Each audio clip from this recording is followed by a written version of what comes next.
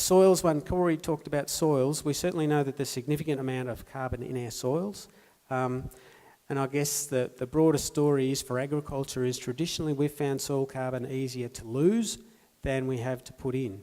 And while we've got some great examples of where soil carbon can be increased, it's not going to be just as easy as, great, we're about to get a heap of money for soil carbon, because something fundamentally has to change in the system so that there's a net flow of extra carbon going in and staying in the soil.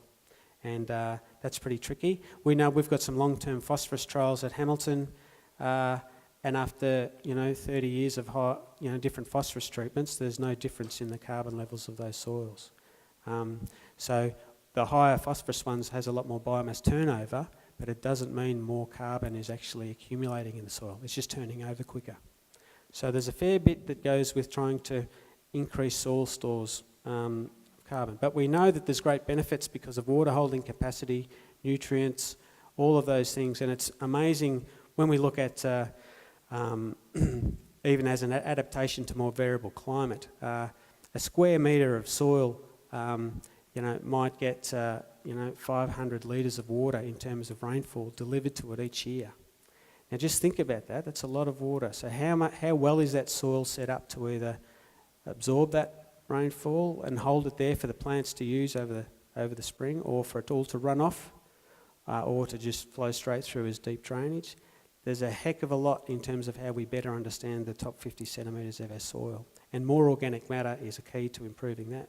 This is the one we've been waiting for this for quite a while, money just coming out of these trees, and I guess that's sort of getting closer. There's been quite a few pilots over the last 10 years, and certainly a lot of the key procedures for sorting out carbon rights ownership and how all that's done has been tried, and it's ready to go. One of the things I guess we learned from our earlier pilots was if there's a long-term agreement where these agreements have to be put onto the title, that's a pretty serious thing from a farming point of view. And so only probably 1% of farmers have participated in any of these pilots, for good reason, because if you're getting a little bit of money for some carbon income, but here's a little encumbrance that goes on your property for the next 100 years, it's got to be a pretty big check to actually make that worthwhile in most farmers' minds. So it doesn't mean that it's not a good idea to be planting trees and having shelter belts and having the carbon there, but think carefully about whether you think you've got enough to bother going through the process of actually selling the carbon and entering the market.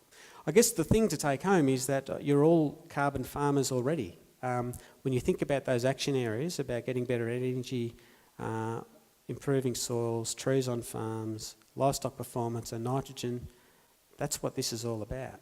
But the main reason that all these things are happening is it's actually about improving business performance.